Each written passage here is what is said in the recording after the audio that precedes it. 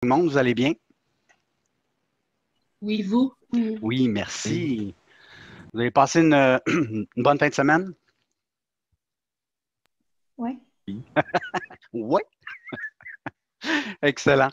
Euh, vos, votre prof ou vos profs de projet m'ont demandé de faire une petite récap au niveau de l'impression PDF. Il semble que vous ayez eu des petits problèmes à ce niveau-là, donc ça va être à l'ordre du jour.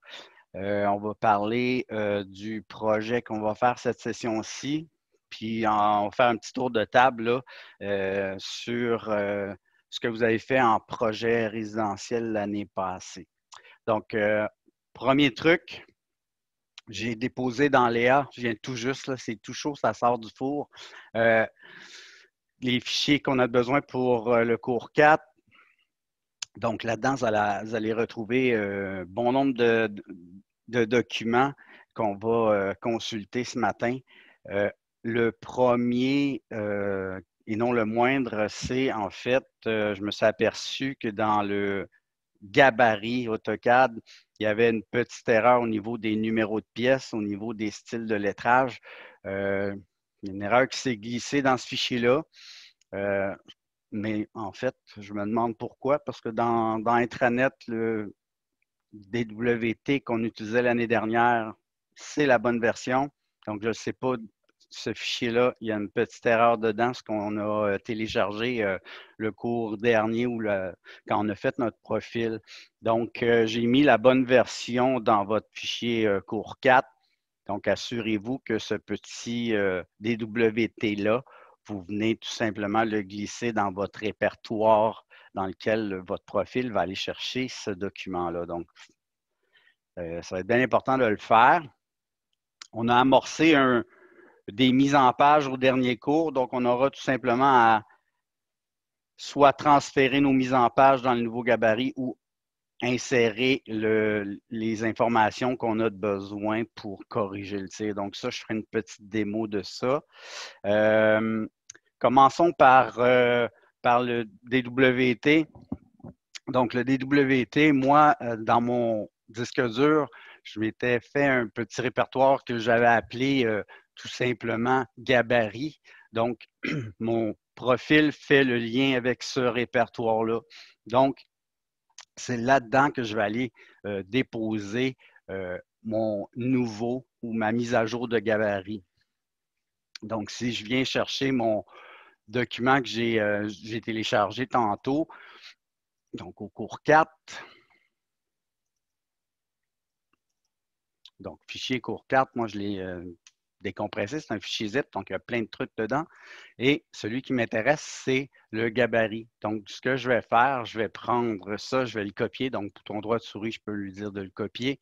Puis, je vais venir le copier où? Ben, dans mon répertoire gabarit. Et je vais faire coller ici. Il va me dire qu'il est déjà existant, qu'il comporte le même nom. Veux-tu le remplacer? Bien sûr, je veux le mettre à jour. De cette façon-là, quand je vais ouvrir AutoCAD et je vais ouvrir un nouveau projet, ben le gabarit va être à jour, c'est sûr et certain.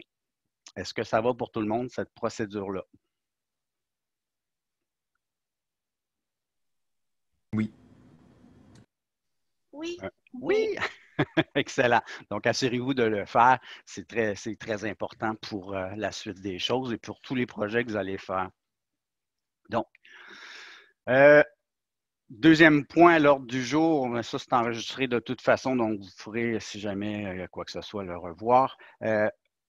L'impression en PDF. Est-ce qu'il y en a plusieurs dans ce groupe-ci? Vous avez vécu des problèmes pour faire vos impressions? Moi, oui. Oui, OK. La nature des problèmes, c'était quoi? C'est-tu le texte qui apparaissait pas? C'était quoi au juste? Ben, dans le fond, c'est Lucie qui m'a dit qu'il y avait un problème. Elle m'a pas communiqué c'était quoi, mais je pense que qu'elle voyait pas mon texte parce que ouais, je pense que c'est pas mal ça. OK. OK. Donc, c'est sûr que quand on imprime en PDF à partir d'AutoCAD, il y a plusieurs options possibles. Évidemment, si sur mon poste à moi, ma version d'Acrobat, exemple, pour créer un PDF n'est pas à jour, c'est possible qu'il y ait des petites lacunes. Le but de faire des PDF, si je me trompe, c'était pour faire un PowerPoint, prendre ces images-là et les incorporer dans un autre fichier. Est-ce que c'est ça? Oui. Oui, Ben, pour tout le monde. ça, mais en fait, on lui envoie souvent nos dossiers en PDF parce que les dossiers AutoCAD sont comme trop lourds. OK. Donc, ce qu'on pourrait faire, donc j'ai fait un petit document qui s'appelle l'impression PDF qui montre un peu la procédure à suivre pour imprimer soit un jeu de plan complet ou si on veut imprimer juste une feuille, on peut le faire à partir de notre mise en page. OK? Donc, on sait que dans AutoCAD, on peut faire l'option publier puis aller lui dire, ben, va chercher la configuration PDF pour imprimer. OK? Donc, si je reviens à mon AutoCAD, je vais me chercher un fichier, par exemple, pour faire un exemple de ça. Je vais aller dans mon répertoire cours 4.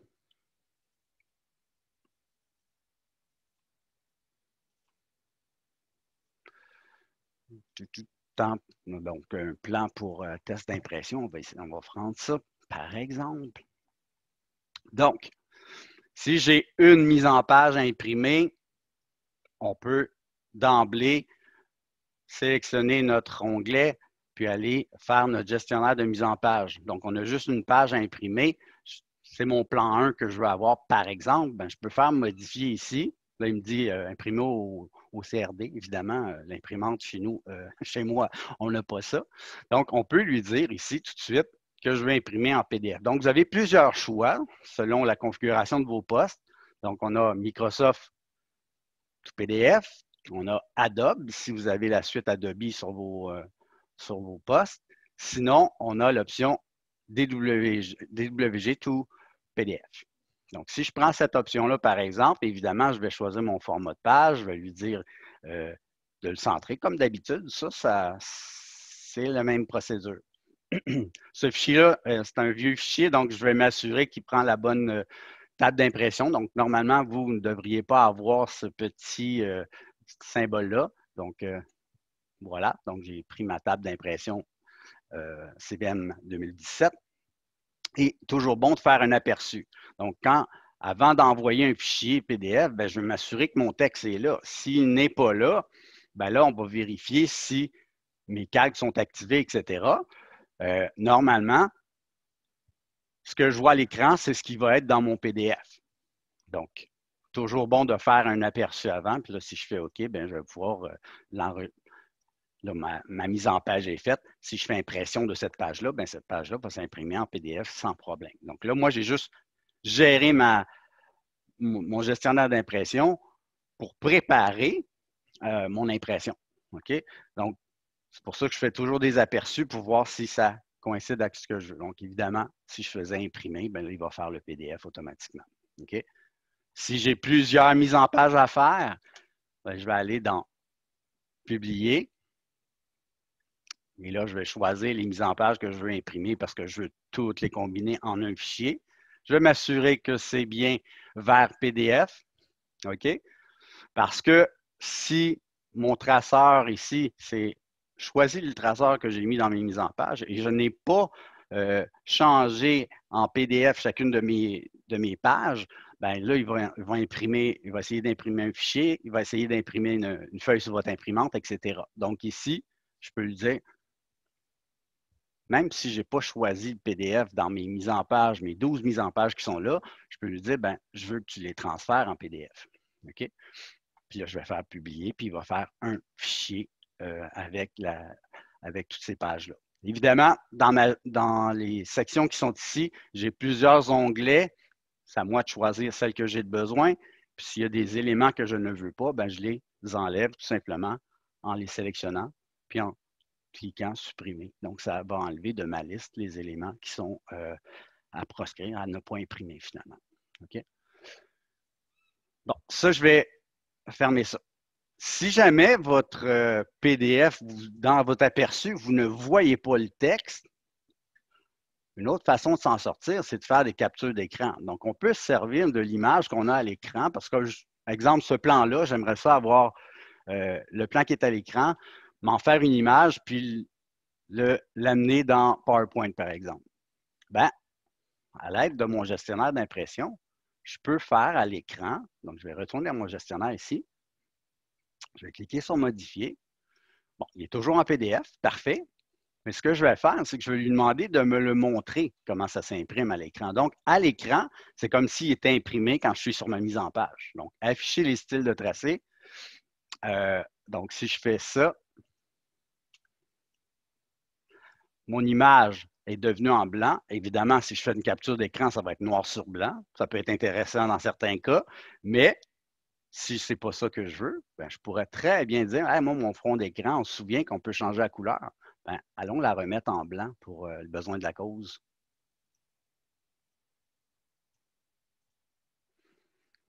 Donc, vous avez instantanément une image à l'identique à l'impression. Et là, il n'y a aucun problème de texte, c'est sûr et certain. C'est le fichier CAD qui est là. Et je pourrais utiliser mon outil de capture d'écran et me faire une image avec ça. Donc, j'englobe, je m'assure que mon zoom est bien fait, puis je fais un beau... donc, je ne veux pas le cartouche, par exemple.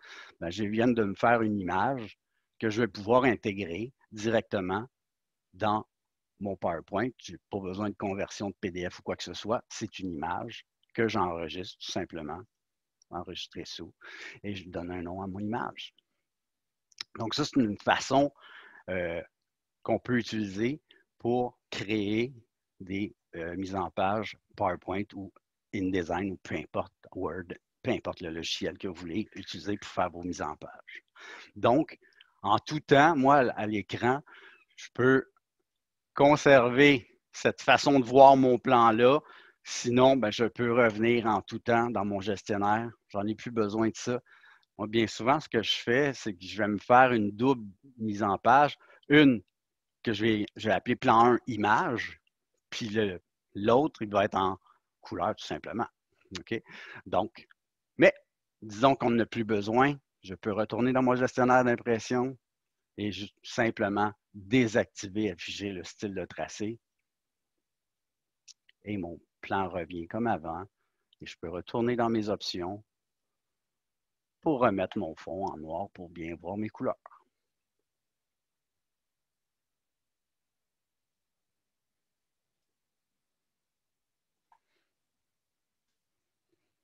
Donc, si votre PDF ne fonctionne pas bien, le texte n'apparaît pas, bon, ça serait une façon de s'en sortir. On peut générer des images, puis refaire une mise en page au besoin, puis ça fonctionne super bien. Autre chose, sinon, on peut utiliser Remote Lab pendant vos cours, puis aller ouvrir votre fichier comme si on était au cégep, puis on va l'imprimer à partir du cégep. Les PDF sur les postes sont à jour, c'est sûr et certain. Sinon, il faut voir à mettre à jour votre version d'Acrobat ou autre pour que vous puissiez imprimer. Donc, le fait que le texte n'apparaisse pas dans certains PDF, c'est qu'il essaie de remplacer la typographie exempariale par un autre. Puis là, ça fait soit des symboles ou ça laisse des zones, fait des carrés où le texte n'apparaît pas. Donc, ça, c'est à vérifier. Évidemment, si vous allez au cégep puis vous allez au CRD, vous pouvez toujours utiliser les postes au CRD à la bibliothèque pour imprimer en direct aussi. Donc, ça pourrait être une façon de vous en sortir là, à la limite. Oui, non, peut-être. Oui. Oui. Excellent. Donc, le petit document PowerPoint donc, passe en revue tous les éléments. On a ajouté impression en PDF, mais on a aussi une impression en DWF. Un fichier DWF, quand on travaille avec des entrepreneurs ou avec un autre consultant ou un sous-traitant, c'est une façon de transformer notre fichier au lieu d'être un DWG, c'est un DWF. Ça prend juste une petite application pour ouvrir vos fichiers.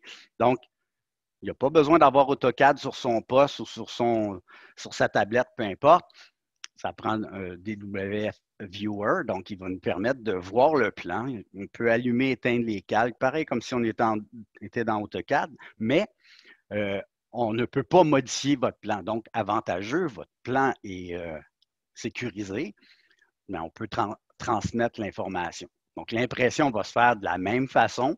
C'est juste qu'on va utiliser, au lieu de cliquer sur PDF, on va utiliser le DWF, tout simplement. Donc, c'est une façon de transmettre l'info à nos clients, à nos sous-traitants. Donc, PDF ou DWF, deux types de fichiers qu'on peut faire pour transmettre l'info. Excusez. En dernier point, vous travaillez sur des formats très grands, par exemple, puis vous voulez l'avoir en 11 par 17, bien, à partir du PDF que vous avez généré, on peut le réouvrir, puis à l'aide de l'option imprimée dans PDF Viewer ou Acrobat, peu importe, on peut lui demander d'ajuster la taille du fichier, la taille de feuille en tabloïd. Donc, on peut ajuster, si on veut, un grand format pour faire une vérification. On ne veut pas imprimer des plans 24 par 36 juste pour le plaisir. On veut faire des vérifications, puis on veut les avoir en 11-17.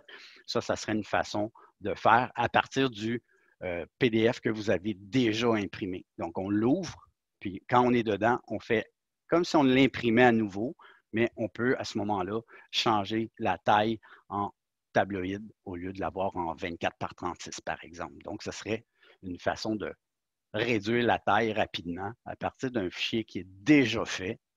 Donc, hyper pratique quand on veut juste imprimer sur des feuilles 11-17 ou même 8,5 par 11 un plan pour l'avoir sur papier puis juste annoter les éléments. Donc, on peut changer le format de page rapidement à l'impression. Donc, c'est juste une impression, tout simplement. Donc, ça résume ce que vous avez dans le fichier impression PDF et DWF. Est-ce que ça va pour ça? Oui. Oui, OK, parfait.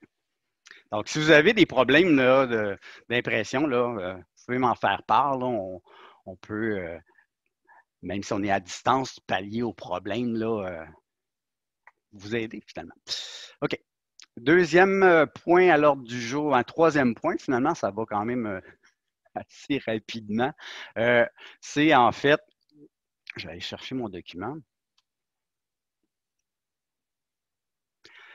La semaine dernière, je vous avais demandé de commencer à générer vos mises en page. Est-ce que vous l'avez fait? Oui. Oui. Oui. Donc, vous avez ouvert chacune des pages, puis vous avez placé les différentes légendes et notes qui viennent avec la page proprement dite. Oui? Mais je ne sais pas si c'est juste moi, mais j'ai l'impression qu'il me manquait des légendes ou des notes. Il te manquait des légendes ou des notes? Genre, quand on fait insérer, ils apparaissent Oui. pas toutes. Mettons, pour le plan d'aménagement, il n'y avait rien. OK. Les mobiliers, les sanitaires, ça apparaissait pas. OK. Les sanitaires, c'est possible.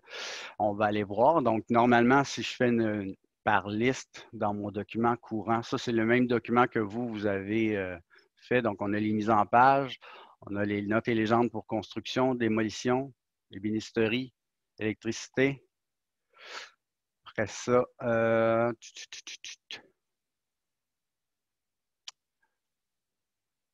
légendes et notes générales. OK. Donc, toi, tu me parles du plan d'aménagement, c'est ça? Ouais, ben en fait, j'ai exactement les mêmes que toi, mais si je suivais les pages, il y en avait que je trouvais pas, là. OK. Allez, la souris. OK.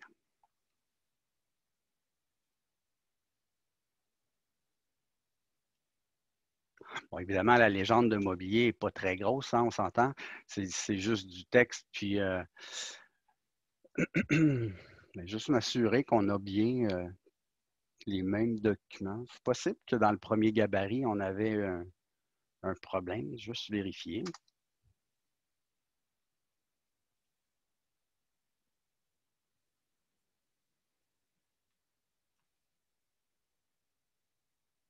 Allez, la souris. OK.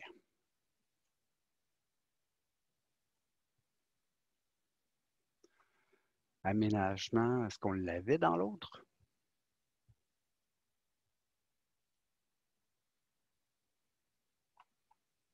Ah, je pense qu'aménagement n'était pas là dans le premier gabarit. Est-ce que vous pouvez vérifier? Non, c'est ça, il n'est pas là. C'est ça, hein? OK. Donc, bonne pratique. On va aller chercher notre nouveau gabarit, puis on va tout simplement prendre les mises en page qu'on a fait, puis on va les transférer dans notre nouveau fichier. Ce qui va faire une bonne pratique, en fait, de transfert par Design Center, ce que je vous avais montré un petit peu pour aller chercher des éléments d'un autre fichier pour les transférer à l'intérieur. Donc, ce que j'ai fait, étape primordiale, c'est de remplacer votre gabarit dans votre disque dur, évidemment. Si vous ne faites pas ça, vous allez avoir les mêmes légendes. Dès que vous allez cliquer sur Nouveau, le nouveau dessin devrait comporter les légendes. Donc, aménagement est là, ce qui n'était pas le cas dans mon premier fichier. OK? Donc, à partir de mon dessin 4, j'aimerais ça prendre mes mises en page que j'ai déjà faites, puis je les transposer dans mon nouveau projet. OK? Donc, ce que je vais faire, CTRL-2 pour Design Center, puis je vais aller chercher la section Dessin ouvert. Je vais aller voir dans mon projet que j'avais fait pour ma mise en page qui n'était pas tout à fait complète. Bien, je vais l'ouvrir, puis je vais aller voir ces présentations. Donc, j'ai toutes mes présentations que j'ai faites. J'ai tout simplement à les prendre puis à les glisser à l'intérieur de mon dessin. OK? Oui, OK. Donc, les mises en page, on s'entend que c'est pas des calques. Donc, malheureusement, il faut les faire une à une. OK? Donc, dès que je vais l'avoir fait, elle va faire partie de mon dessin automatiquement. Donc, j'en prends une et j'y vais dans l'ordre comme ça, puis je les glisse à l'intérieur. Donc, ils devraient apparaître dans mon dessin maintenant. Donc, l'idée, c'est de prendre toutes les mises en page que vous avez déjà faites, les transposer dans le nouveau gabarit pour régler le problème de légende et de symboles qui manquaient dans ce dessin-là. Donc, au final, une fois que mes mises en page vont avoir été transférées, bien, mon projet de mise en page que j'ai fait ici, bien, je vais pouvoir le fermer et l'écraser avec mon nouveau. Est-ce que ça va jusque-là? Oui. Oui. OK. Donc, mon premier projet de mise en page, je vais le fermer. Je n'ai pas besoin de l'enregistrer puisque dans mon dessin 4, je vais avoir toutes mes mises en page. On s'entend que les mises en page, lettres, etc., je vais pouvoir les supprimer. OK. Arche C, je peux l'enlever aussi.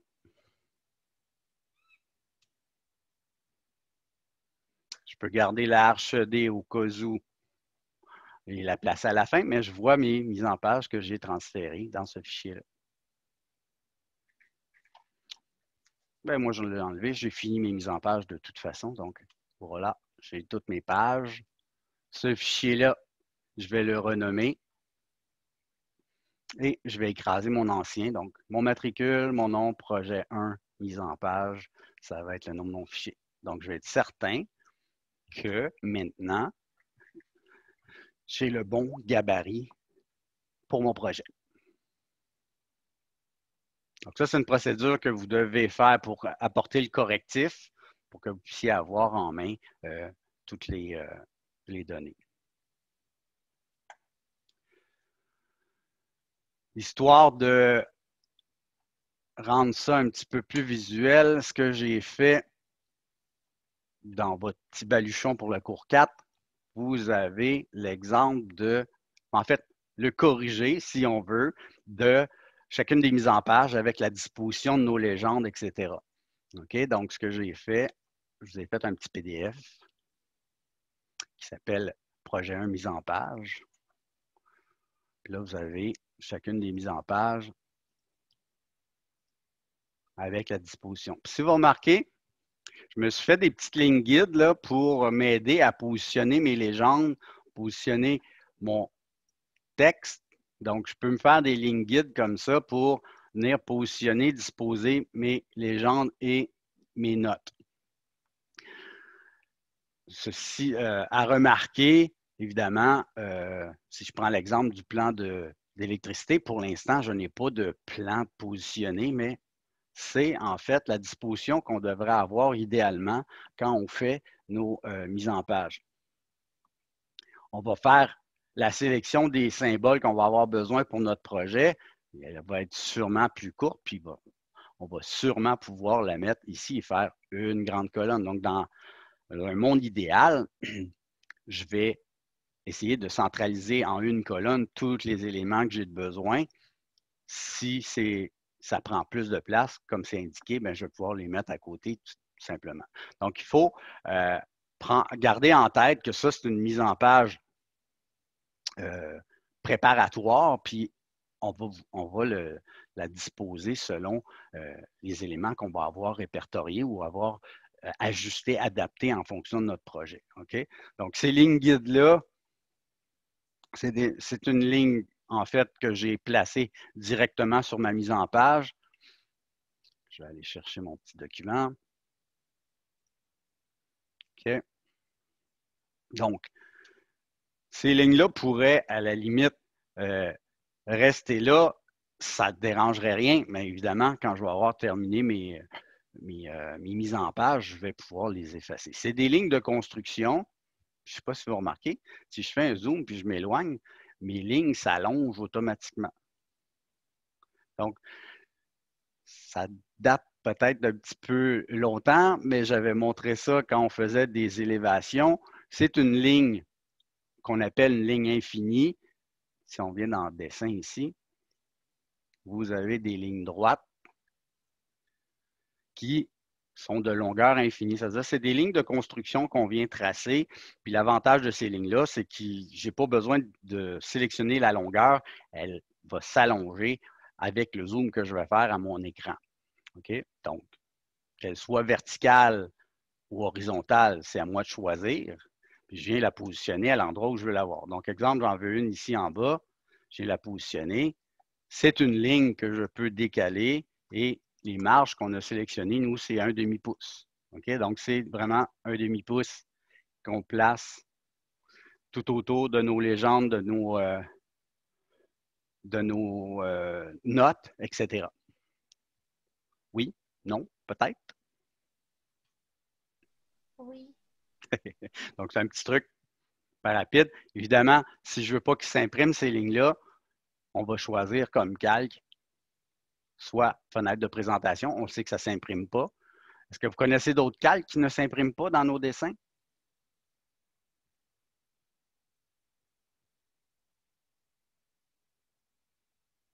Non. Alors, je vous en dis un autre. DefPoint, ça, c'est un calque que AutoCAD va générer et dans tous les dessins, vous allez les avoir. Ce calque-là, il ne s'imprime jamais. Okay? C'est vous avez remarqué, quand vous faites des cotes, il y a des petits points d'ancrage qui sont au bout de nos cotes. Ben ça fait partie de ce calque-là. Donc, c'est les petits points d'ancrage pour les cotes, mais je peux m'en servir en tout temps pour me faire des lignes de construction. Je sais que ça ne s'imprimera pas de toute façon. Okay? Donc, je peux placer mes lignes sur ce calque-là sans crainte. OK? Puis comme je vous l'ai dit, quand vous en avez terminé, c'est sûr que vous pouvez les supprimer sans problème, les éteindre, faire ce que vous voulez avec. L'idée, c'est de se faire des lignes guides pour bien placer nos éléments sur nos pages. Donc, à l'aide du petit PDF, assurez-vous de bien disposer vos éléments. Autre petit truc que je veux qu'on fasse absolument, c'est en fait les conditions générales de chantier. Je veux qu'on les inclue directement dans le cartouche. OK? Donc, conditions générales de chantier, c'est une note qui, quand on regarde le protocole qu'on a vu la semaine dernière, ces notes-là peuvent être placées sur chacune des pages. Pourquoi? Parce qu'on avait mentionné que bien souvent sur le chantier, le jeu de plan est en feuilles détachées, puis ces notes-là, je veux vraiment qu'elles soient visibles, accessibles en tout temps. Donc, on peut les intégrer directement dans notre cartouche. Façon de faire pour faire ça, je vais cliquer sur mon cartouche, bouton droit de souris, je vais aller dans l'éditeur de bloc. On sait qu'on peut éditer un bloc pour mettre des paramètres dynamiques, puis on en a un qui s'appelle éditer le bloc dans le dessin même. L'avantage de cet éditeur-là, c'est qu'il va me permettre de voir en arrière-plan des éléments que je pourrais ajouter, enlever à mon bloc au besoin. Donc, quand je clique là-dessus, il va me dire ton bloc qui s'appelle présentation Archd, à l'intérieur duquel tu as le logo CVM. C'est vrai, dans le cartouche, on a ce bloc-là. Moi, ce que je veux modifier, c'est présentation Archd. Je fais OK. Et là, vous voyez en pâle les éléments en arrière-plan.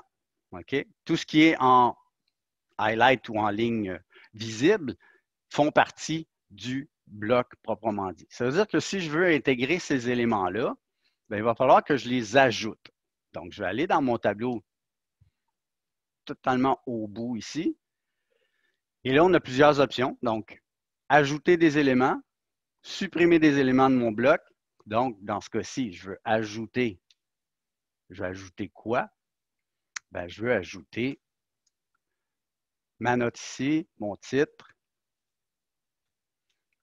Et je vais faire Enter. Vous voyez, l'apparence vient de changer. On le voit maintenant en surbrillance. Ça veut dire que maintenant, les conditions générales de chantier font partie intégrante de mon cartouche. Je veux enregistrer mon bloc. Je retourne dans l'option modifier que vous avez au bout, puis je fais enregistrer modification. OK. C'est-à-dire que maintenant, mes notes font partie de mon cartouche. Si je les avais placées sur toutes les pages, ben, il va falloir les enlever. Dans le cas présent, c'est le cas. Donc, je vais aller supprimer parce que la personne avant moi avait fait copier-coller les notes générales de chantier directement sur la mise en page.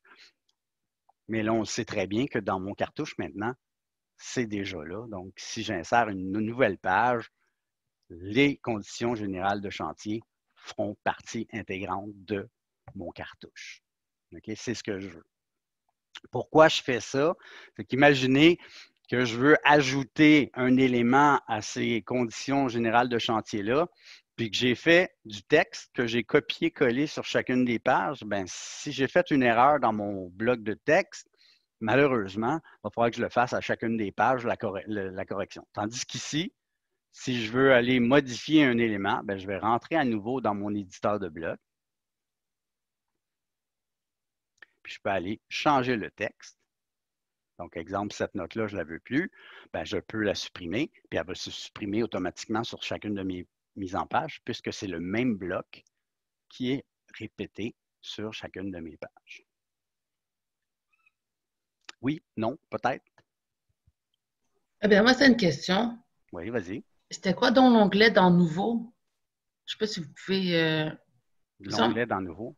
Mais genre, vous avez été dans un onglet en haut dans votre ordi pour. Ou genre, c'était collé. C'était quoi déjà? J'ai vraiment oublié, désolé, monsieur. OK, mais c'est quoi que tu veux faire au juste? Ben, c'était pour que ça devienne un bloc dans la fenêtre, dans le cartouche. Je pense que c'est ajouté. C'est ça, ajouter. OK, donc je vais entrer à nouveau dans mon bloc, donc dans l'éditeur de bloc, dans le dessin même. Ouais. OK. Si mon élément est déjà là, bon, par exemple, je voudrais rajouter la légende. Ce n'est pas le cas, là, mais je voudrais rajouter ça. Je vais aller dans Modifier, puis je vais faire Ajouter un élément pour pouvoir sélectionner mon objet. Donc, quand il devient en surbrillance, il fait partie de mon bloc. OK? Évidemment, je ne veux pas mettre ma légende de construction dans mon bloc. Pourquoi? Parce que j'aurai une légende de construction sur chacune de mes pages et ce n'est pas le but de la chose. OK? Donc, je vais mettre dans mon cartouche les éléments qui sont vraiment répétitifs. OK? Donc, si j'ai un plan clé, par exemple, si j'ai des conditions générales à mettre, oui, je vais les inclure. Donc là, tu vois, j'ai des éléments qui sont en trop. Bien, je vais retourner ici, puis je vais dire, ah, je veux supprimer cet élément-là parce que je ne le veux pas. Qu'est-ce qu'il me dit? Donc, supprimer. Donc, je vais m'assurer qu'il est vraiment en mode supprimer. Puis là, je vais le sélectionner. Il revient en pâle, ça veut dire qu'il ne fait pas partie de mon bloc.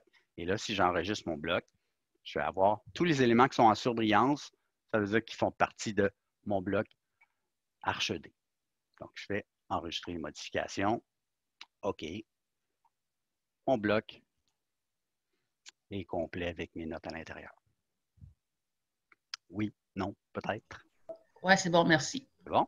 Donc là, juste pour être sûr, vu qu'on fait ça, on enlève la page de conditions générales au début.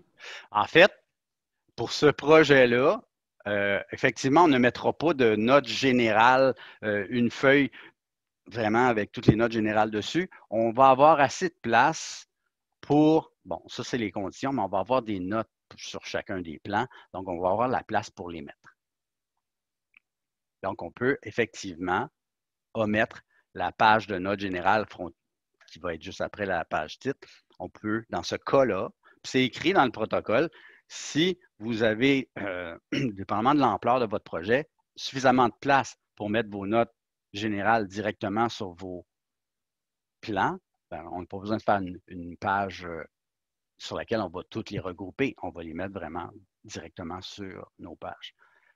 Ceci dit, les conditions générales de chantier, c'est une partie infime de nos notes générales. C'est la première section.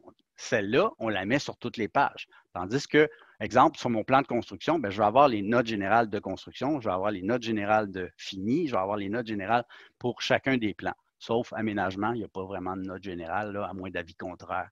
Donc, je vais pouvoir intégrer à mes mises en page les notes générales. Les conditions générales de chantier, c'est si tu veux, l'exception qui confirme la règle. Cette note générale-là, elle, on peut la mettre sur chacune de nos pages parce qu'elle concerne vraiment tout le projet, pas juste une phase, mais vraiment tout.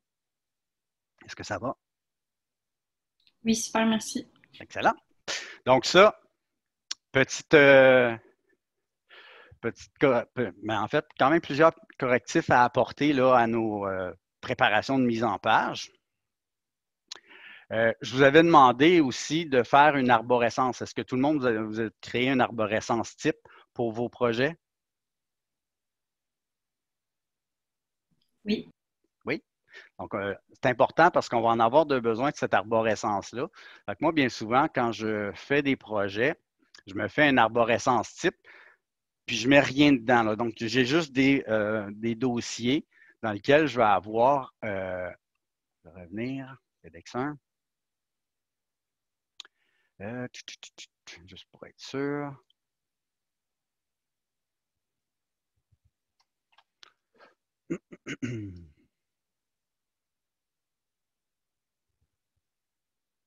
Ah oui, je l'avais compressé tantôt. Donc, j'irai la rechercher tantôt, ça, c'est pas grave. Je reviendrai. Mais l'idée, c'est que ce répertoire-là, on va en avoir besoin pour générer nos projets. Puis là, j'entre dans le vif du sujet. La session passée, dans votre cours de projet résidentiel, parce que normalement, en PDEX 1, on prend le projet intégrateur puis on fait le jeu de plan complet, mais comme on est en, en conditions exceptionnelles, la session passée, là, les projets que vous avez faits en projet résidentiel, ça consistait en quoi si on fait un wrap-up de vos projets de l'année dernière? C'est une question. On fait un tour de table. Je ne sais pas. Est-ce que tout le monde OK, premièrement, est-ce que tout le monde, vous aviez le même prof en projet résidentiel? Oui, je crois. Ouais, je pense que oui. C'était qui? C'était Lucie? Oui. Oui. Oui, tout le monde? Oui. OK. Donc, Oui. normalement, vous devriez avoir tout le monde les mêmes projets, grosso modo. Donc, la session passée, vous avez fait un projet condo, je crois. Oui. Oui. Ouais. Puis, est-ce que vous avez fait un autre projet ou vous avez peaufiné plus ce projet-là comme tel? On a fait un projet où on faisait supposément la maison de David Saint-Jacques, puis c'était plus un projet pour apprendre à travailler les cuisines qu'on avait vu pas mal en surface dans les autres cours. Fait que c'était ça. Là. La session dernière, c'était surtout de commencer à démolir puis replacer des murs puis la cuisine. OK. Donc, vous n'avez pas choisi des portes, fait un plan de plafond ou des trucs comme ça, là. Ben, on Oui, a... c'était un plafond réfléchi, mais c'était très, très simple. OK. Parce qu'habituellement, on prend vraiment le projet le plus abouti de la session, puis on vient faire le jeu de plan complet. L'idée derrière ça, c'est d'avoir les infos, les analyses pour pouvoir vraiment générer chacune des mises en page. Donc là, je suis encore en mode décision, à savoir est-ce que je vous donne un plan déjà fait puis on le reproduit. Ce que je trouve un peu dommage là-dedans parce que j'aime ça en PEDEX que vous produisiez vos plans, vos informations à vous. Un petit peu ce que j'amorçais en DAO1, DAO2. Là, là, en PEDEX, on essaie d'aller plus loin dans l'information. Donc, vraiment faire un jeu de plan très, très complet. Donc ça va être un point que je vais devoir discuter. Peut-être que ça sera, au lieu de faire le plan de la session passée, ça va être le plan que vous êtes en train de faire. Là, vous êtes en train de faire je pense que c'est un condo, un duplex, c'est un condo, je ne sais pas c'est lequel que vous êtes en train de faire, là, mais sur 2 étages, c'est tout ça?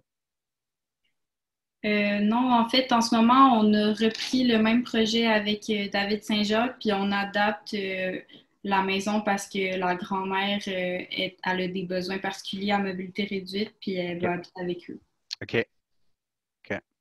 Donc, je vais en discuter avec votre prof pour savoir jusqu'où elle pense aller là-dedans, si vraiment elle traite vraiment tous les aspects qu'on veut traiter là, pour le jeu de plan de PEDEX. Ça ne nous empêche pas. Là, on a amorcé nos trucs, on est prêt à travailler dans le projet. On n'a pas perdu de temps, c'est loin de là. On a amorcé les trucs, on a analysé, puis ce qu'on a fait dans les premiers cours, c'était vraiment de l'analyse de jeu de plan, puis voir un petit peu comment on dispose des infos dans nos jeux de plan. Fait que, jusqu'à maintenant, là, il n'y a aucune perte de temps, puis c'est toujours comme ça qu'on commence les sessions. Puis, à partir du cours 5, 6, 7, etc., là, on amorce le jeu de plan. Donc, cette semaine, c'est vraiment peaufinage d'éléments. Là, on va entrer aussi les notions de référence externe. On va regarder comment ça se passe là, quand on a inséré des images à venir jusqu'à maintenant qu'on utilisait soit en arrière-plan ou des trucs comme ça. On peut insérer des images directement dans nos mises en page. Quand on va faire notre page titre, les images qu'on intégrera, au lieu de juste les copier-coller à l'intérieur, on va les mettre en référence externe. Pourquoi? Parce qu'on va se servir de votre arborescence comme répertoire de référence, justement, dans lequel on va mettre nos fonds de plan, nos projets d'études, on va mettre nos images aussi. De cette façon-là, à la fin, si vous devez remettre un projet, on va faire un fichier compressé dans lequel vous allez mettre votre arborescence et toutes les données du projet vont être à l'intérieur. Donc, quand moi, je vais ouvrir le fichier 4, par exemple, bien, il sait que, exemple, dans ma page 0, ben, tu es allé chercher l'image dans ton répertoire, dans ton arborescence. Donc, lui, il va faire le lien. Donc, ça va être important de bien gérer nos liens, nos images. Donc, on va faire un petit test avec ça. Par rapport au plan de l'existant, par rapport au plan de démolition, etc., on va faire aussi la démo par rapport à un fichier en référence externe. Puis on va voir comment ça se traite. J'ai fait un petit document PowerPoint pour vous l'expliquer, puis je vais faire la démo aussi de ça ce matin. Donc, ce qu'on va faire, on va avoir en fait théoriquement tous les éléments pour pouvoir produire notre jeu de plan. Il restera à choisir. C'est une grosse partie du choix, là, mais quel projet on va utiliser pour faire nos mises en plan. OK? Donc, je vais aller chercher mon autre document PDF, pas PDF PowerPoint plutôt, pour vous montrer comment on utilise les références externes, non seulement pour les images, mais pour les fichiers CAD aussi. Donc, je vais aller dans mon archive, cours 4. Puis, je vais aller chercher Donc, quand vous avez téléchargé le fichier cours 4, vous avez normalement, qu'est-ce que j'ai mis là-dedans? Est-ce que vous pouvez me ouvrir le fichier cours 4 juste pour en fait m'indiquer les fichiers qui avaient été intégrés dedans? Juste pour être sûr, là, pour que vous ayez tout en main. Est-ce que j'ai un volontaire pour On a m'indiquer? le plan XREF Oui, excellent. avec plein de trucs dedans. Oui, tous les Après fichiers ça, 4. le projet Mise en page. mise en page, Oui, une page d'impression, je crois, le gabarit, puis PDX 2 XREF. excellent. Donc, ça, c'est les documents qu'on a besoin. OK? Donc, si je viens chercher le XREF, donc, document XREF, là, c'est des références externes. Ça veut dire que pour AutoCAD, que ce soit une image, que ce soit un plan CAD ou un fichier qui provient d'un PDF, peu importe, l'idée derrière ça, c'est de ne pas alourdir votre fichier CAD. Parce qu'on sait très bien que plus notre fichier CAD est lourd, plus on va avoir des risques que ça lag, que le traitement soit long à faire, etc. Donc, l'idée derrière le XREF, c'est d'alléger au maximum la grosseur de mon fichier. Je prends un exemple. J'ai un fond de plan avec un étage, avec un rez-de-chaussée. Ben, ce qui est existant pour moi dans mon projet, c'est des éléments qu'on a, l'enveloppe du bâtiment, on ne le touche pas ou presque pas. Ça veut dire qu'on pourrait insérer le fond de plan en référence externe, puis venir nous rajouter ce qu'on rajoute, c'est-à-dire les nouveaux murs, les nouveaux mobiliers. Donc, ça fonctionne exactement comme à l'habitude. C'est juste que au lieu d'avoir tout le périmètre puis tous les éléments qui font notre fond de plan, ben, c'est un fichier qui est à part. Donc, la grosseur de ce fichier-là n'est pas intégrée dans votre projet proprement dit. C'est comme si j'ouvrais une fenêtre, puis j'allais voir ce qui se passe en dessous, puis le fond de plan est là seulement pour être imprimé. Je ne le modifie pas proprement dit ou presque. OK? Ça veut dire que mon fichier qui est en référence externe ne vient pas alourdir mon fichier, ne vient pas grossir ses octets, en fait. Donc, quand je vais sauvegarder mon fichier, il va être plus petit que si j'avais le fond de plan intégré dedans. C'est un peu ça le principe. Donc, c'est ce qui est affiché ici. Évidemment, les types de fichiers référencés, ça peut provenir des ingénieurs, des architectes, donc l'enveloppe du bâtiment.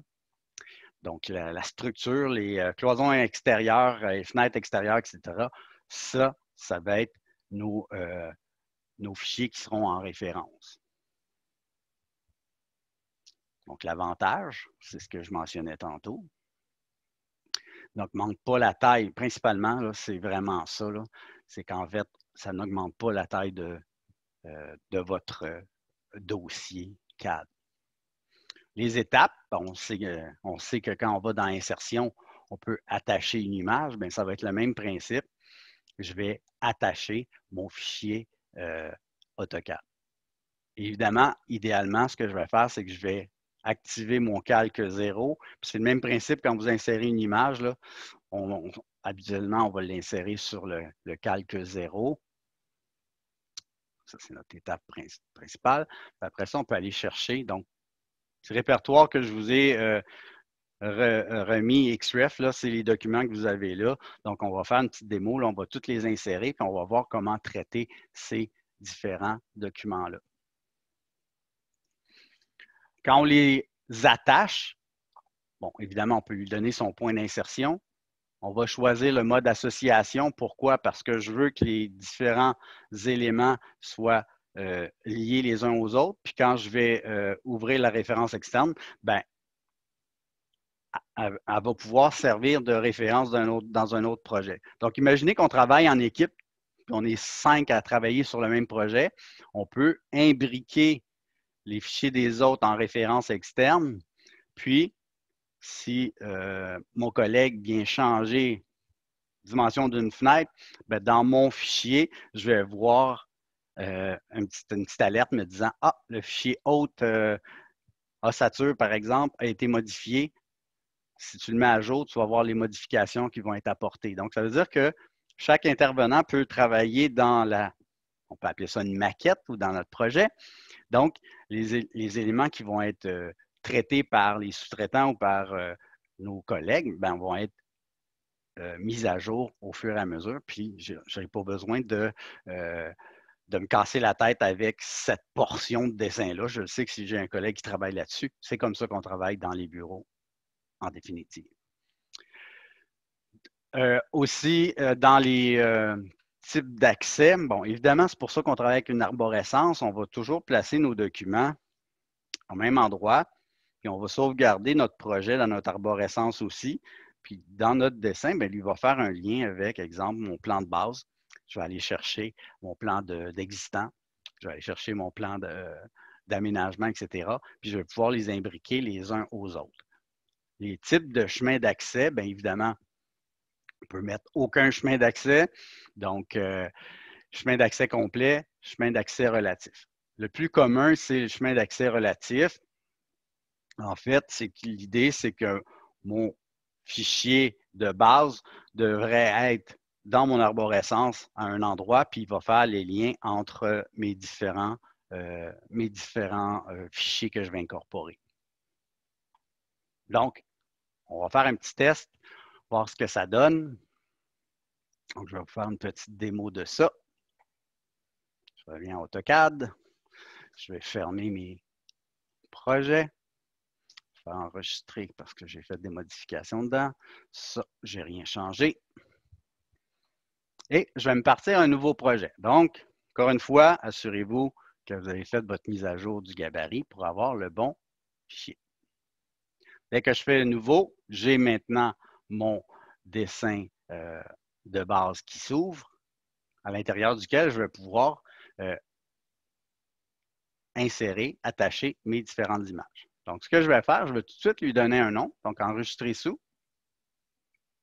Je vais aller dans mon cours de fichier, donc plan XREF, puis je vais sauvegarder mon projet ici. Donc, je vais mettre mon matricule, c'est juste pour faire un exemple. Je vais placer mon nom. Donc, j'utilise la même nomenclature qui était proposée dans le protocole et je vais marquer, tiens, plan XREF, juste pour faire un truc représentatif. Et je vais faire enregistrer. OK. Là, je suis prêt à insérer. J'active mon calque 0. Parfait. Je viens dans Insertion, puis je vais faire attacher. Je vais attacher quoi? Un fichier qui provient de ma base de données XREF qui est déjà préétablie. Donc, j'ai un plan de base, donc je vais l'insérer. Ouvrir. À 00. Je m'assure que c'est en association. Puis, je peux utiliser chemin d'accès relatif. Qu'est-ce qu'il nous dit? Chemin complet. Excusez, tantôt j'ai dit relatif, chemin complet. Pourquoi? Parce qu'il vient du même répertoire avec mon fichier de base. Et je fais OK. Je vais double-cliquer sur ma houlette. Je vois mon plan de base s'afficher. Et si vous remarquez, il a l'air d'être en demi-teinte, un petit peu comme tantôt quand j'étais dans mon plan, dans mon éditeur de blocs. Et c'est normal, c'est voulu. Tous les éléments qui vont être en XREF, on veut pouvoir visuellement savoir que c'est un élément qui est en référence externe. Faites-vous-en pas, quand vous l'imprimez, il va s'imprimer exactement de la même façon que les autres lignes. C'est des calques, même principe que les autres. Donc, si je viens dans le début puis je regarde mes calques, j'ai toujours mes calques de base qui sont là. Puis je vais voir, quand je vais insérer un XREF, vous allez avoir une section, le nom du fichier que j'ai inséré, plan de base, et ça, c'est les calques qui sont inclus dans mon fichier en référence externe. Ça veut dire que si je veux allumer et éteindre des éléments, bien, je pourrais le faire sans problème pour gérer ces calques. OK? Mais habituellement, quand j'insère un XREF, je n'ai pas besoin d'allumer, d'éteindre des calques. C'est mon fond de plan que je veux utiliser. OK? Donc, je vais faire le même principe. Là, je vais toutes les insérer, toutes les attacher, ni plus ni moins. Donc, j'ai un plan d'aménagement. Donc, toujours à un point 0,0. Donc, vous voyez, le plan vient de s'afficher ici. Je vais attacher mon plan de plafond. Je vais attacher, donc, finalement, je vais attacher tous mes fichiers.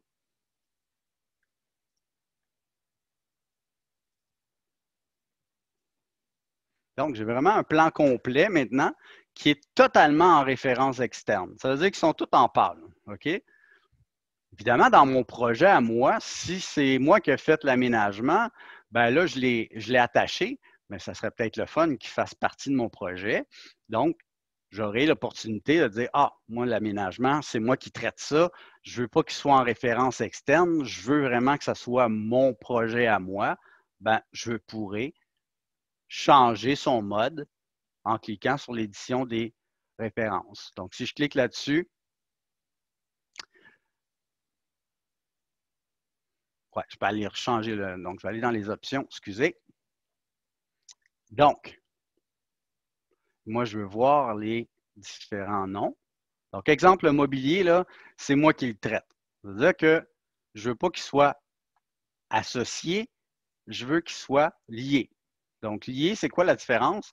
C'est que maintenant, si je clique là-dessus, je peux lui dire de l'insérer et ça devient mon projet à moi. Donc là, il ne sera plus dans ma liste, mais vous voyez, là, il est en surbrillance. C'est-à-dire que maintenant, mes éléments d'aménagement que j'ai traités font partie intégrante. C'est les éléments que je vais traiter dans ce projet-là. Puis si vous remarquez, là, ça a fait un bloc avec, évidemment, mais je peux le décomposer, puis ça devient mes éléments à moi. OK? Donc, ce qui est en surbrillance dans mon dessin présentement, c'est les éléments que moi, je traite.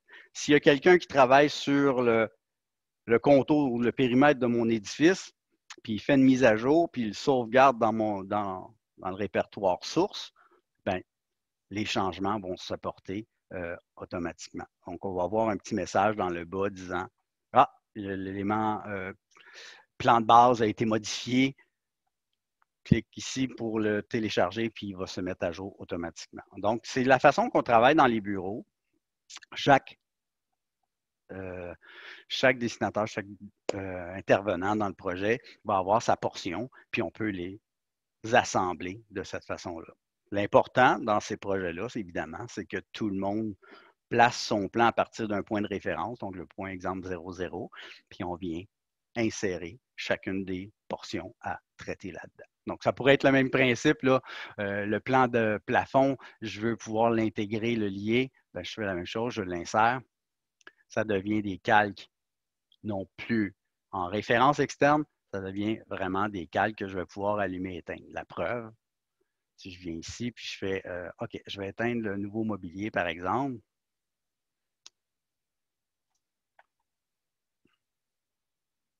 Donc, je pourrais faire une gestion de calque comme on fait à l'habitude et allumer et éteindre mes éléments dans mes mises en page. OK?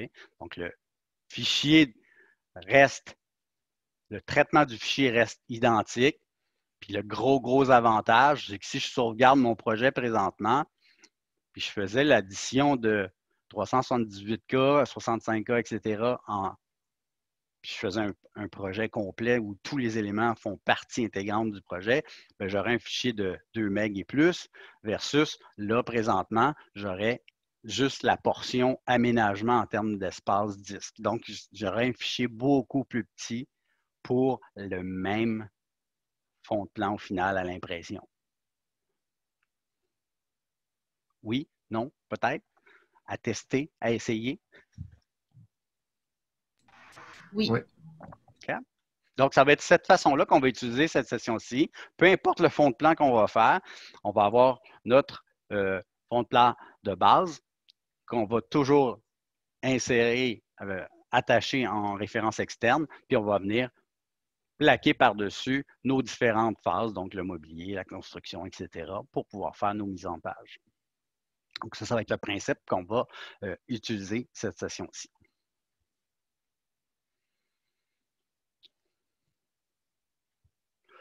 OK. Autre petit truc préparatoire à notre jeu de plan. Donc, je vous ai parlé de l'arborescence tantôt. Moi, je me suis fait une arborescence type. Donc, j'ai les différents répertoires. Je vais avoir la section dessin, etc.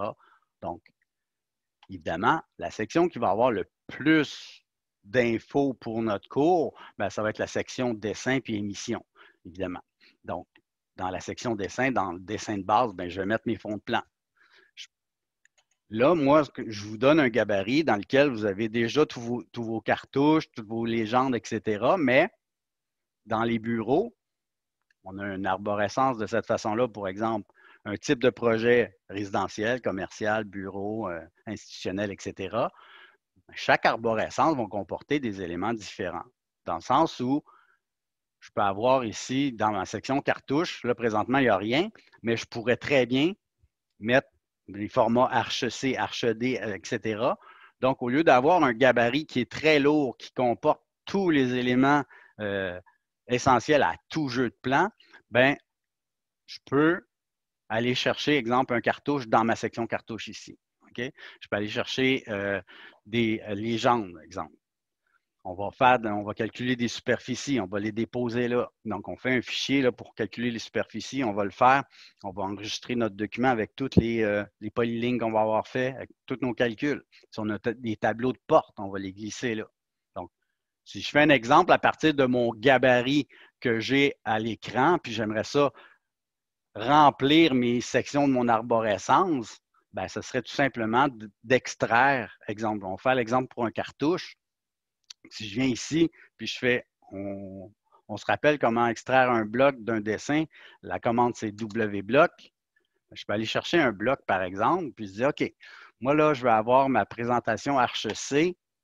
J'aimerais ça l'avoir dans mon arborescence. Bien, je peux aller chercher mon arborescence, puis dire, OK, ça, c'est un dessin, c'est un cartouche, présentation Arch-C, enregistre-le là.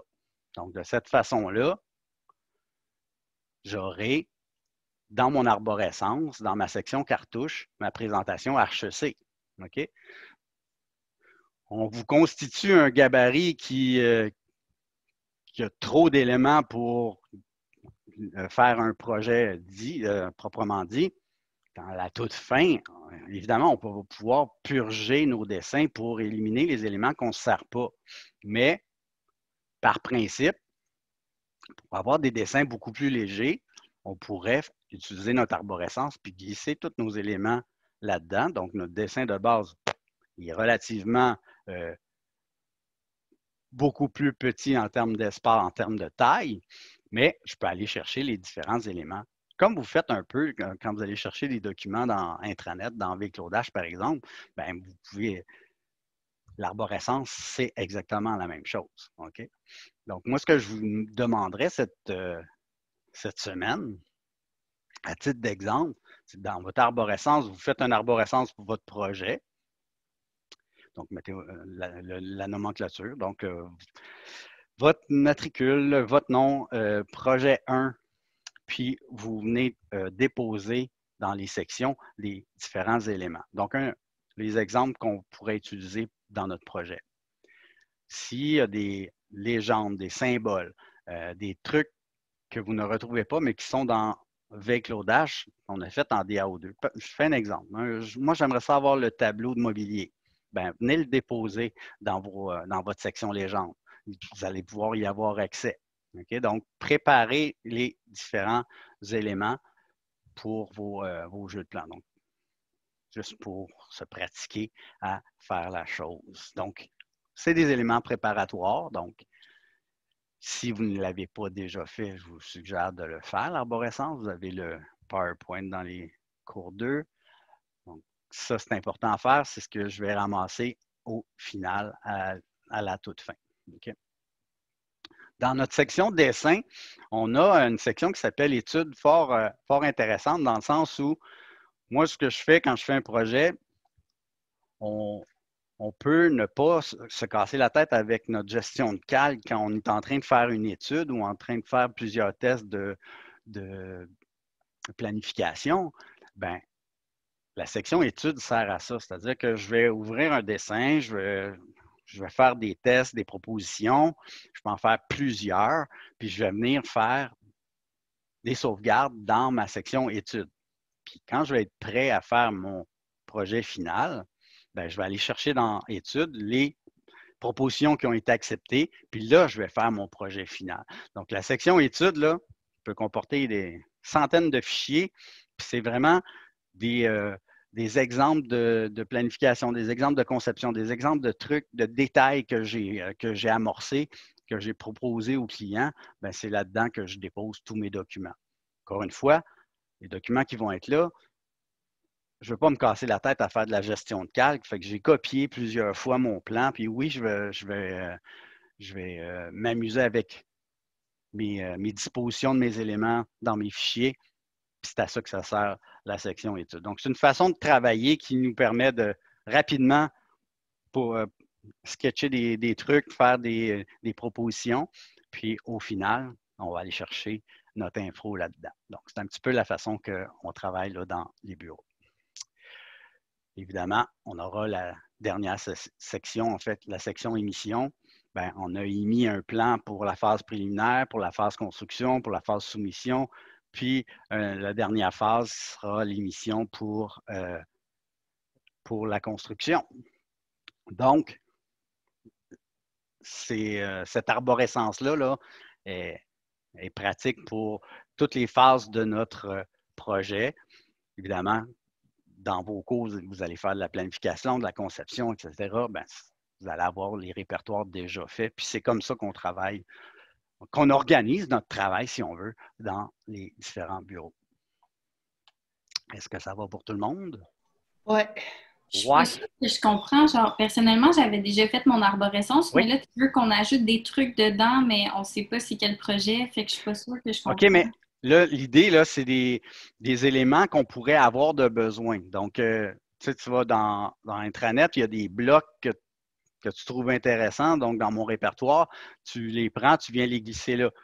Ça se peut que tu n'en aies pas de besoin, mais l'idée, c'est de se préparer pour avoir le plus d'outils possible pour. Donc, c'est une simulation qu'on est en train de faire. Évidemment, si on en a à faire de la recherche dans le projet, en fonction du projet, des affaires plus pointues, là, on va pouvoir les glisser dedans, puis de façon. Mais là, l'idée, c'est de faire un travail préparatoire pour essayer d'avoir, ne serait-ce que d'avoir toutes les légendes, d'avoir tous les symboles qu'on a besoin.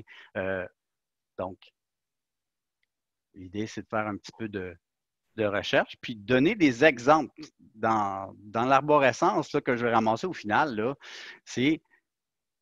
ça se peut que tu n'en aies pas eu de besoin du tableau de mobilier parce qu'on va avoir fait une légende en texte plus. Ben, c'est pas grave. Tu vas avoir eu l'opportunité de l'avoir, ce tableau-là.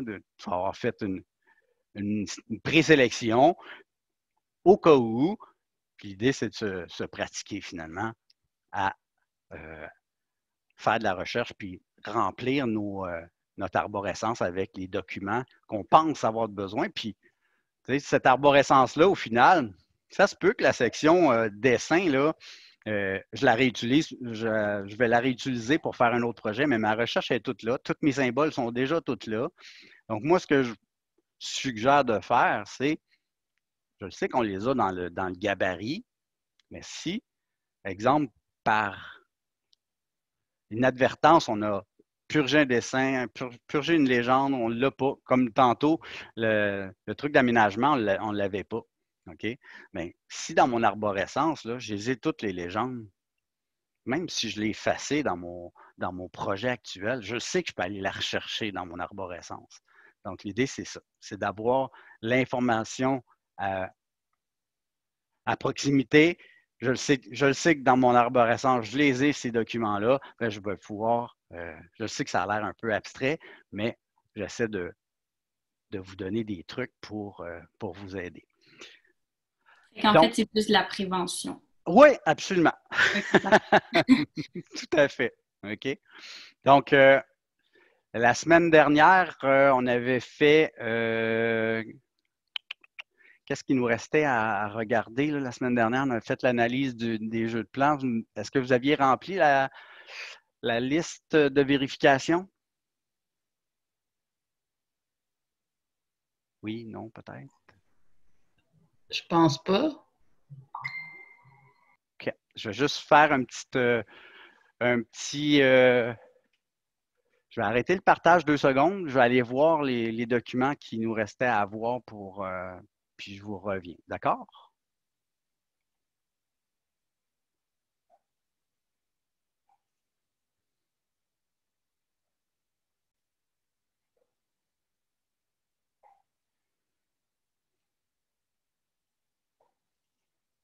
Alors, bonjour tout le monde. J'avais déposé dans Léa 3 remises. En fait, c'était des remises formatives, mais j'avais demandé quand même qu'on remette au cours 1. Donc ça, la plupart l'ont remis. L'exercice de révision cours 1, donc ça, c'est pas mal fait. Au cours 2, on avait l'activité de la vérification, donc j'avais demandé de la déposer aussi dans Léa. Ça a moins été fait. Cours 3 aussi, on avait une analyse, l'activité Cherche et trouve qu'on a faite au cours passé. Donc ça, il y en a la moitié qui ont remis. Donc ça, je vous demande de le faire, tout le monde, très important. La semaine prochaine, vous aurez je vous avertis tout de suite, vous avez un petit questionnaire à répondre par rapport à ce qu'on a fait dans les premiers cours, dans le sens où on a fait de l'analyse de jeux de plan. Donc, vous allez avoir un questionnaire qui compte pour 10%.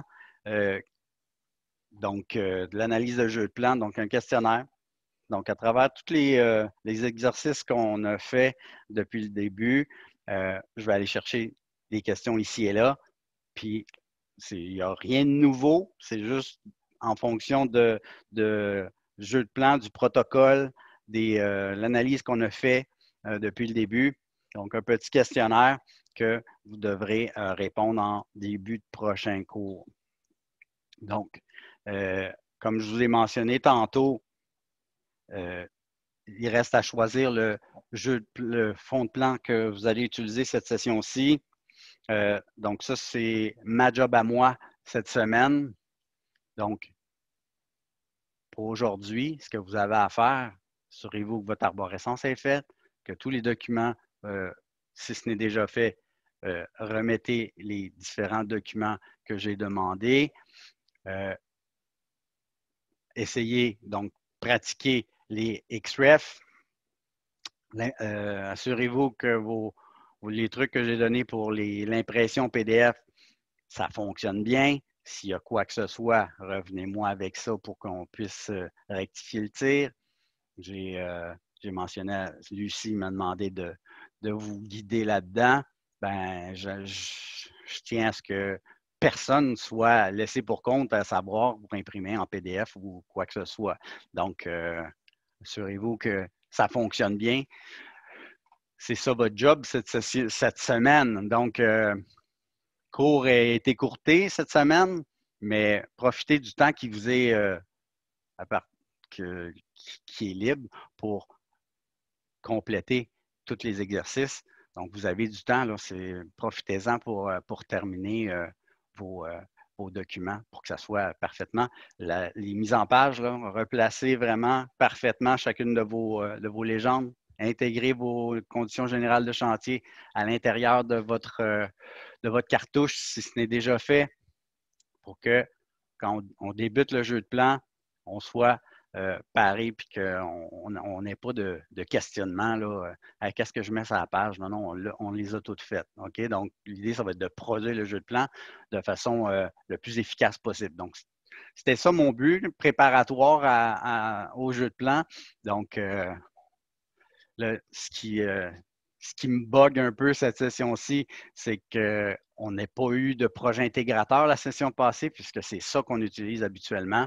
Donc, je vais faire une petite recherche un petit peu plus exhaustive auprès de vos profs. Puis si ce n'est pas ça, ben ça va être un projet vraiment, un projet que tout le monde, ben, si j'ai plusieurs exemples, ben, je vais en distribuer plusieurs, mais sinon, moi, ça me prend un jeu de plan qui traite tous les aspects, toutes les planches qu'on a préparées présentement. Donc, c'est mon but pour cette semaine. OK? Comme je vous ai mentionné, je préfère que ce soit un de vos projets. Pourquoi? Parce que c'est plus pertinent, c'est plus motivant, à mon avis, pour vous de faire votre projet à vous. Donc, c'est pour ça que j'essaie de pousser la note pour que ce soit un de vos projets que vous fassiez. Donc, est-ce que vous avez des questions, des insultes ou autres? Je reste disponible là, pour le reste du cours. Sinon, vous êtes libérés pour terminer, préparer vos documents. Est-ce que ça vous va? Oui. Oui, mais moi, j'aurais une question à la fin, comme je vais Ben, rester dans la conversation. Moi aussi, monsieur. Pas de Moi problème. aussi. Donc, c'est pour ça que je reste avec vous. OK? Donc, s'il n'y a rien d'autre, je vous souhaite une bonne journée, une bonne semaine. Assurez-vous pour la semaine prochaine que tous vos documents sont à jour. Puis, voilà. Donc, je passe en mode question. J'arrête le partage, j'arrête l'enregistrement, puis je réponds à vos questions. Ça va? Merci. Bonne journée. Bonne journée. Bonne journée.